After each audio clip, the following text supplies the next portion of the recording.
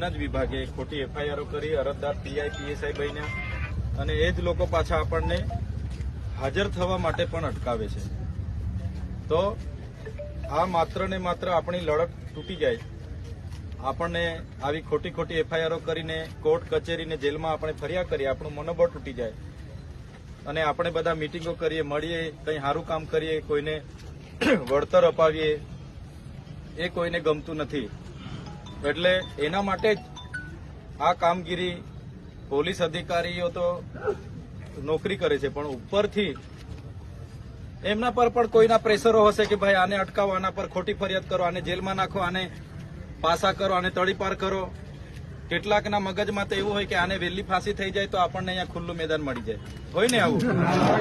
પણ તમારા જેવા ગરીબ લોકોના, વંચિતોના, કામદારોના, આદિવાસીઓના બધાના તમારા આશીર્વાદ છે અમારી પાસે, અમારા પર છે. કુદરતે કોઈનું અમે ખોટું કર્યું નથી, એટલે કુદરત બધી રીતે સહકાર આપે છે.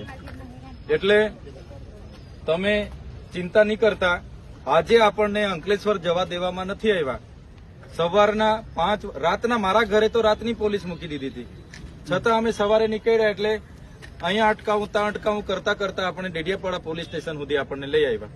તો આપણે જામીન આપવા જતા હતા, જેને ઈચ્છા હતી કે આને પૂરી દો તો પૂરી દો મને. સાચી વાત છે કે ખોટી વાત? પૂરી દો ભાઈ, તમારે પૂરવું જ છે ને મને, તો પૂરી દો. 2 મહિના 3 મહિના જેલમાં બી ખાવાનું તો આપવાના જ છે ને, ત્યાં થોડા ભૂખે મારી નાખવાના છે. પણ અમારા લોકોના કામ નહીં થાય, લોકોને ત્યાં સુખ દુઃખમાં ઉભા નહીં રહીએ, કંઈ બી લડત ના લડીએ, એના માટે આ બધા ગતકડા ચાલે છે કે આને ક્યાં દબાવી દઈએ, ક્યાં ડામી દઈએ, આનું કાર્ય પૂરું કરી નાખીએ. એટલા માટે એકતા આપણી હોવી જરૂરી છે. આપણે આ વિસ્તાર હોય, આજુબાજુ વિસ્તાર હોય કે આદિવાસી હોય, દરેક માટે લડીએ છીએ. શિષ્યવૃત્તિ માટે બિરસા મુંડા ભવનનો ઘેરાવો કર્યો, અહીંયા બોગસ નર્સિંગ કોલેજો ચાલતી હતી તે વિદ્યાર્થીઓ માટે આપણે લડ્યા. જ્યાં પેલા કારખાનામાં રોજે મરી જાય છે, બ્લાસ્ટ થાય ને કંઈ થાય ને ફલાણું થાય, કોઈનો પગ તૂટી જાય, કોઈનો હાથ કપાઈ જાય, એમના માટે આપણે લડીએ. તો આપણે કોઈ ગુનો કર્યો છે કે? તો આપણે લડીએ છીએ. આ બાજુ ભ્રષ્ટાચાર થાય એના માટે લડીએ. અહીંયા આધાર કાર્ડ, પાન કાર્ડ ને આન તેન બધા કાયદા છે, કેવાયસી ને ફેવાયસી, એના માટે વાત કરીએ. રોડ રસ્તાની વાત કરીએ. અહીંયા ચાપટમાં સ્ટેચ્યુ ઓફ યુનિટીથી 10 કિલોમીટર ચાપટ ગામ છે, ત્યાં રોડ નથી.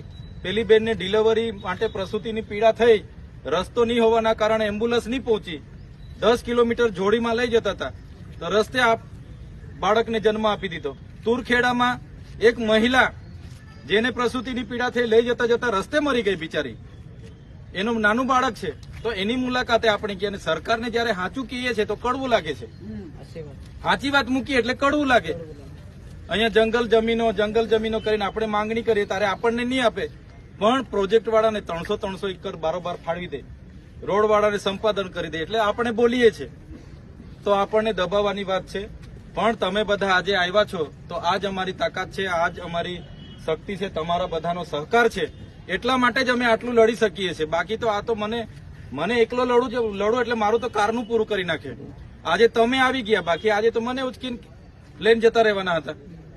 તો આવી રીતના જયારે પણ કંઈ પણ આપણું કોઈનું ખોટું કરવા, હું તો સવારે નીકળું ત્યારે મગજમાં બાંધી લેમ કે ભાઈ લોકોના ટેક્સનો પગાર મળે છે, લોકોની સેવા કરવાની છે, કોઈનું ખોટું આપણા હાથે નહીં થાય. સવારે 2 વાર યાદ કરીને ઘરેથી નીકળીએ છીએ. છતાં આ લોકો કેન પ્રકારે આપણને ઉશ્કેરે છે, માથા ભારે બનાવવા માટે આ ખોટી ફરિયાદો કરે છે. ગઈ વખતે ચૂંટણી હતી ને તડીપાર કરી દીધા હતા, એટલે હમણાં પણ કંઈ નથી. પણ જેવી ચૂંટણીઓ હાથે આવશે એટલે તડીપાર કરો, પાસા કરો, આ કરો, તે કરો. એટલે ચૈતરભાઈ કોઈના સુખ દુઃખમાં ઉભા નહીં રહેવા જોઈએ, કોઈના ન્યાય માટે લડવાની જોઈએ, કોઈના માટે બોલવાની જોઈએ. માસ્તરો માટે બોલે, પાણી માટે બોલે, એટલે એને અટકાવો. પણ આ તમારો બધાનો અવાજ છે કે એકલો ચૈતર વસાવાનો અવાજ નથી. આ વિસ્તારમાંથી વિધાનસભામાં 1,43,000 મત મળ્યા હતા, 43,000ની લીડ હતી. લોકસભામાં 5,22,000 આ ભરૂચ લોકસભામાં મને મત લોકોએ આપ્યા છે. આ વિધાનસભામાં શાસક પક્ષના નેતાના માત્ર 58-59,000 મત હતા. મને આ વિસ્તારના લોકોએ તડીપાર હતા. હું ક્યારે નહોતો આવ્યો, તો બી છેલ્લા 2 દિવસ આવ્યો હતો, તો બી મને 1,18,000 મત અહીંયાથી લોકો આપ્યા છે. ત્યારે એ લોકો માટે મારે બોલવાનું કે નહીં બોલવાનું? એટલા માટે અટકાવે છે. અધિકારીઓનો ઉપયોગ કરે, પોલીસનો ઉપયોગ કરે. એટલા માટે અમે કાયદો અને વ્યવસ્થા તો આપણે ક્યારે હાથમાં લીધી નથી. આટલા મોટા આંદોલનો કર્યા છે, કેવડિયા હોય, અહીંયા ઇકો સેન્સિટિવ ઝોન હોય કે દરેક બાબતે, ગાંધીનગરમાં બિરસા મુંડા ભવનનો ઘેરાવો હોય, વિધાનસભાની વાત હોય, ક્યારે કાયદો વ્યવસ્થા હાથમાં નથી લીધો કે ક્યારે સરકારી પ્રોપર્ટીને પથ્થર નથી માર્યો, કોઈ જીપને અમે આગ નથી લગાડી, છતાં અમે નીકળીએ એટલે પોલીસને મૂકીને અટકાવી દેવામાં આવે, રાતે ઘરે પોલીસ પહેરો મૂકી દેવામાં આવે. એટલા માટે આ બધાએ જાણવું પડશે, જાગવું પડશે. આજે હું લડું છું એટલે મને દબાય છે, હું ઘરે બેસી રહે મારા પરિવાર હાથે રાજી ખુશી રાંધીને ખાઈને મોજ કરું તો કોણ મને રોકવાનું છે? કોઈ રોકવાનું છે? છતાં લોકો માટે લડીએ છીએ ત્યારે આજે વેઠવાનો વારો આવ્યો છે. આજે બજારમાંથી નીકળે એટલે નાના છોકરાઓને તો એવું લાગે ને કે આને કઈ ભૂલ કરી હશે, કોઈ અભણ માણસ હશે એને એવું લાગે કે આ પોલીસ લઈ આવે છે, કઈ ગતોગડું કર્યું હશે, પણ મેં કશું કઈ કર્યું નથી. આપણે સારું કરવા જઈએ તેમાં પણ આ લોકોને પેટમાં તેલ રેડાય છે. ગૃહમંત્રી અને ભાજપના નેતાઓને આ ગમતું નથી એટલે પોલીસને આદેશ કરે કે પેલા પર કેસ કરો, આ કરો, તે કરો.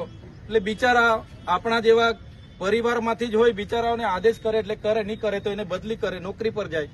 એટલા માટે બિચારા એ પણ ઉજાગરા કરે છે.